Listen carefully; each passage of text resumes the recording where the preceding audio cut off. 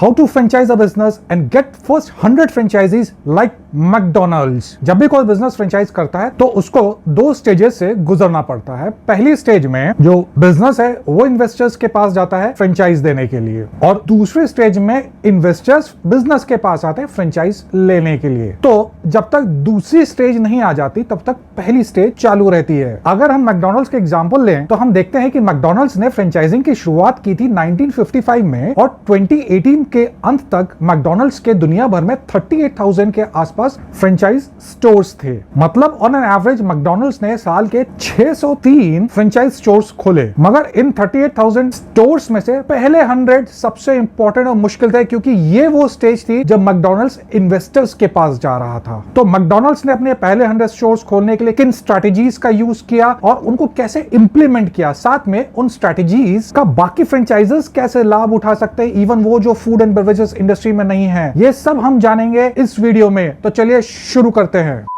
A big and warm hello to you। मेरा नाम है सुमित, मैं एक ऑथर और फ्रेंचाइज कंसल्टेंट हूं। आप है मेरे चैनल SD फ्रेंचाइज एडवाइस पर। विद इंट्रोडक्शन डन, बढ़ते हैं अपने टॉपिक की तरफ।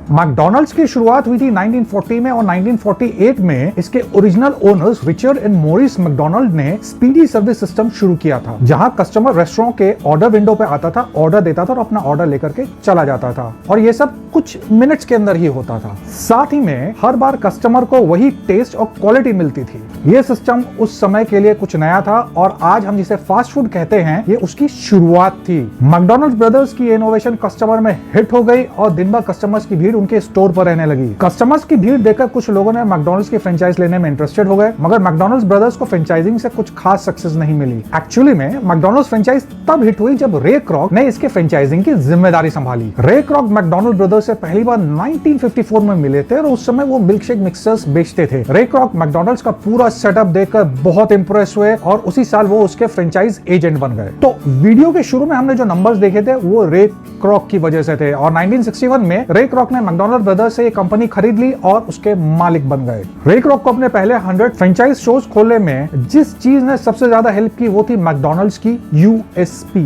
यूएसपी का मतलब होता है यूनिक सेलिंग प्रपोजिशन, और अगर सरल भाषा में कहे तो वो स्पेशलिटी जो एक बिजनेस को बाकी बिजनेसेस से अलग बनाती है या यूनिक बनाती है, और ये उस बिजनेस का वाव फैक्टर भी होता है। और इसी यूएसपी या वाव फैक्टर से आकर्षित होकर फ्रेंचाइजीज किसी नए फ्रेंचाइज अपॉर्चुनिटी से जोड़ने के बारे में सोचते हैं। और हम ये भी कह सकते हैं कि अगर किसी भी बिजनेस को फ्रेंचाइज करना है तो उसके बिजनेस में कुछ ना कुछ यूएसपी या यूएसपीज होने चाहिए। यूएसपी के मामले में मैकडोनल्ड्स और रे क्रॉक भाग्यशाली थे, क्योंकि उनके पास उस जमाने में भी 3 बहुत बड़े यूएसपी थे। अब आप यहाँ ये सवाल कर सकते हैं कि यार सुमित, अगर यूएसपी इतने ही इंपॉर्टेंट हैं तो मैकडोनल्ड ब्रदर्स खुद क्यों ज्यादा फ्रेंचाइज नहीं ला पाए, जबकि उनके पास भी वही यूएसपी थे जो रे क्रॉक के पास थे। चलिए इस सिचुएशन को हम ऐसे देखते हैं कि मैकडोनल्ड ब्रदर्स इतनी बढ़िया यूएसपीज होने के बावजूद फ्रेंचाइजीज नहीं ला पाए, तो इसकी कोई ना कोई वजह तो रही होगी, और वह वजह थी कि उनके पास कोई फ्रेंचाइज रिक्रूटमेंट फॉर्मूला नहीं था जो रे क्रॉक के पास था। और रे क्रॉक का मैकडोनल्ड्स फ्रेंचाइज रिक्रूटमेंट फॉर्मूला क्या था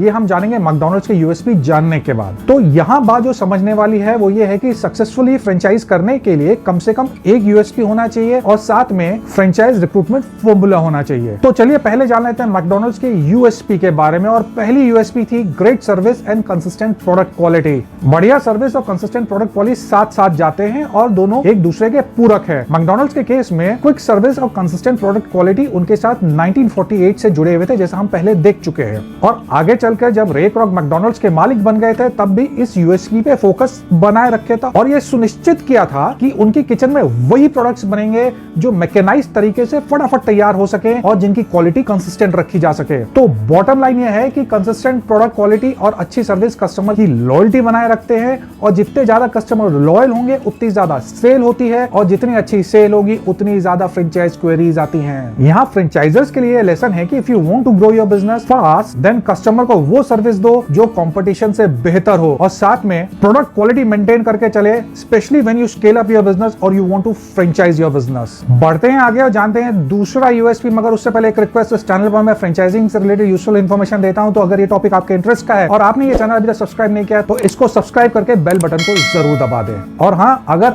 आपकी फ्रेंचाइजिंग से रिलेटेड कोई भी क्वेरी है तो आप कमेंट बॉक्स में कमेंट करके जरूर पूछ सकते हैं। वापस आते हैं टॉपिक पर और जानते हैं मैकडोनल्ड्स का दूसरा यूएसपी, और वो है वैल्यू फॉर मनी प्राइसिंग। अगर आप ये जानना चाहते हैं how to franchise your business successfully, तो इस पॉइंट पर अच्छे से ध्यान दीजिएगा। मैकडॉनल्ड्स की सफलता में उसकी प्रोडक्ट्स की प्राइसिंग का बहुत बड़ा हाथ है। अगर हम भारत में ही देखें तो हम पाते हैं कि मैकडॉनल्ड्स के प्रोडक्ट्स की प्राइसिंग 40 रुपए से शुरू होकर 300 रुपए तक जाती है। इसमें मैं कॉम्बो मील और आइसक्रीम्स को इंक्लूड नहीं कर रहा हूं। मगर बात 40 रुपए या 300 रुपए की नहीं है, बात यहाँ वैल्यू फॉर मनी की है, जो डिसाइड होती है कितनी क्वांटिटी और कैसी क्वालिटी में कितना चार्ज किया जा रहा है। और क्योंकि मैकडॉनल्ड्स की प्रोडक्ट प्राइसिंग कस्टमर को वैल्यू फॉर मनी लगती है, तो उसके यहाँ हाई फुटफॉल होता है, जिसकी वजह से हाई सेल होती है। और हाई सेल होने की वजह से मैकडॉनल्ड्स फ्रेंचाइज इन्वेस्टर्स को एक बहुत अच्छा बिजनेस आइडिया लगता है। तो इस तरह से मैकडॉनल्ड्स को कस्टमर्स और फ्रेंचाइजी मिलते हैं। अगर आपके कस्टमर्स को आपके प्रोडक्ट्स और उसकी प्राइसिंग में और आपके फ्रेंचाइजी को आपके फ्रेंचाइज मॉडल में वैल्यू फॉर मनी मिलता है, तो आपको success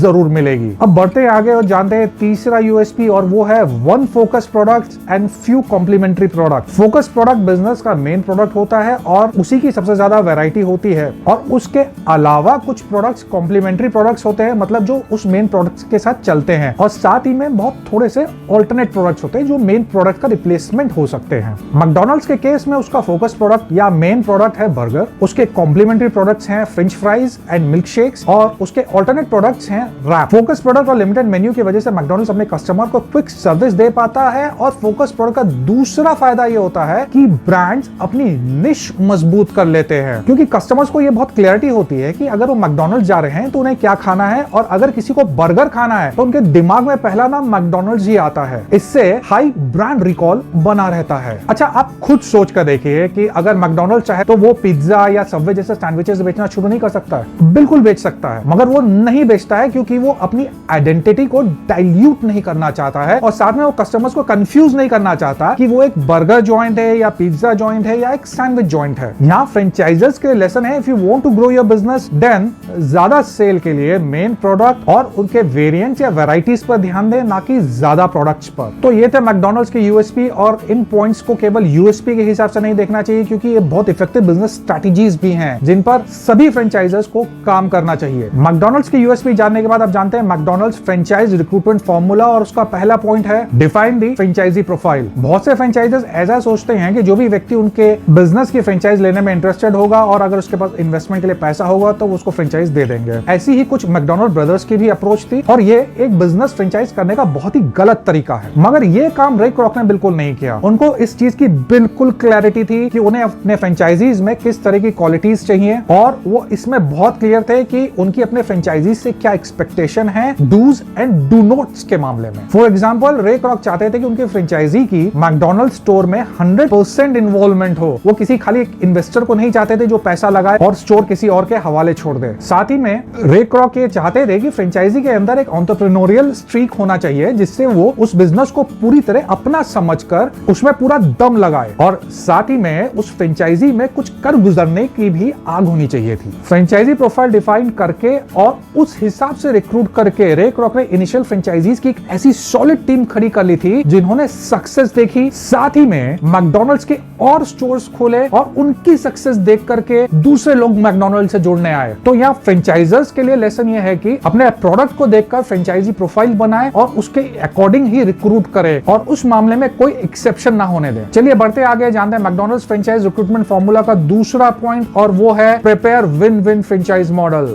win win franchise model वो होता है जिसमें फ्रेंचाइजर और फ्रेंचाइजी दोनों का ही फायदा हो, क्योंकि इसमें दोनों कमा पाते हैं, और जब फ्रेंचाइजी कमाता है तब वो उसी कंपनी की एडिशनल फ्रेंचाइज स्टोर भी खोलता है, और यही मैकडॉनल्ड्स के साथ भी हुआ। इनफैक्ट मैकडॉनल्ड्स फ्रेंचाइज स्टोर में फ्रेंचाइजर मतलब कि मैकडॉनल्ड ब्रदर्स कमा रहे थे, फ्रेंचाइजी जो थे वो कमा रहे थे, मगर रे क्रॉक जो फ्रेंचाइज एजेंट थे वो नहीं कमा रहे थे। इसके बावजूद रे क्रॉक ने फ्रेंचाइज मॉडल में किसी तरह की तब्दीली नहीं की या फ्रेंचाइजी के ऊपर कोई एडिशनल एक्सपेंसेस नहीं डाले, और उन्होंने ऐसा नहीं किया क्योंकि वो जानते थे कि अगर वो कुछ ऐसा करेंगे तो जो इन्वेस्टमेंट, अर्निंग और प्रॉफिटेबिलिटी का जो डेलिकेट बैलेंस बना हुआ था वो बिगड़ जाता, और इससे फ्रेंचाइजी की आरओआई पर इंपैक्ट आता, और वो ऐसा कुछ करना नहीं चाहते थे। तो जानते फिर रे क्रॉक ने क्या किया? उन्होंने अपनी कमाई बढ़ाने के लिए बिल्कुल ही अलग रास्ता निकाला। अब रे क्रॉक पहले एक प्रॉपर्टी खरीदते थे और फिर उसको फ्रेंचाइजी को रेंट पर देते थे। इससे उनकी मंथली इनकम भी बन गई थी और कमाई भी बढ़ गई थी। तो ये थी वो out of box thinking to ensure कि सभी स्टेक होल्डर्स जेन्युइनली एक प्रॉफिट कमा सके। तो चलिए बढ़ते आगे और जानते हैं मैकडॉनल्ड्स फ्रेंचाइज रिक्रूटमेंट फॉर्मूला का तीसरा पॉइंट, और वो है go all out to recruit franchisees. एक बार फ्रेंचाइजी प्रोफाइल डिफाइन हो जाती है, उसके बाद समय आता है फ्रेंचाइज रिक्रूटमेंट का। और यहाँ पर बहुत सारे फ्रेंचाइजीज गलती करते हैं, और वो गलती ये है कि वो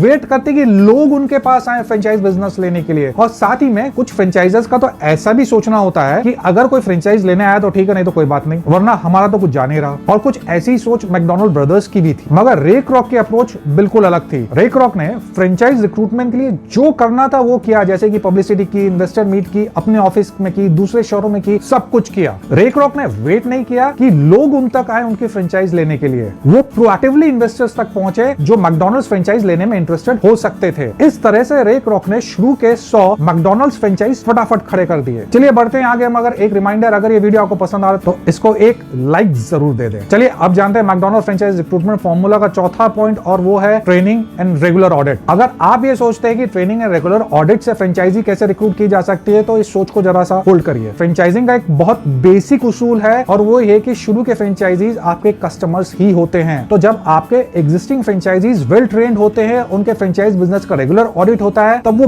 बिना किसी डेविएशन के सभी सिस्टम्स एंड प्रोसेसेस फॉलो करते हैं, जिससे कस्टमर को बार बार हर बार बढ़िया एक्सपीरियंस मिलता है। और यही बढ़िया एक्सपीरियंस कस्टमर्स को लॉयल बना के रखता है, फुटफॉल बढ़ाता है, और लोगों के दिमाग की बत्ती जलाता है कि क्यों ना हम इस बिजनेस की फ्रेंचाइज ले, क्योंकि ये कितना बढ़िया चल रहा है, हर बार यहाँ बढ़िया खाना मिलता है, यहाँ हर बार भीड़ मिलती है। ये ऐसी सोच लोगों के दिमाग में उत्पन्न करता है, और ऐसा ही कुछ मैकडॉनल्ड्स और रे क्रॉक के साथ भी हुआ। अगर आप ये जानना चाहते हैं how to franchise your business in 10 easy steps, तो ये लेफ्ट वाले वीडियो पर क्लिक कीजिए, वरना राइट वाला वीडियो आप देख सकते हैं। Thank you for watching.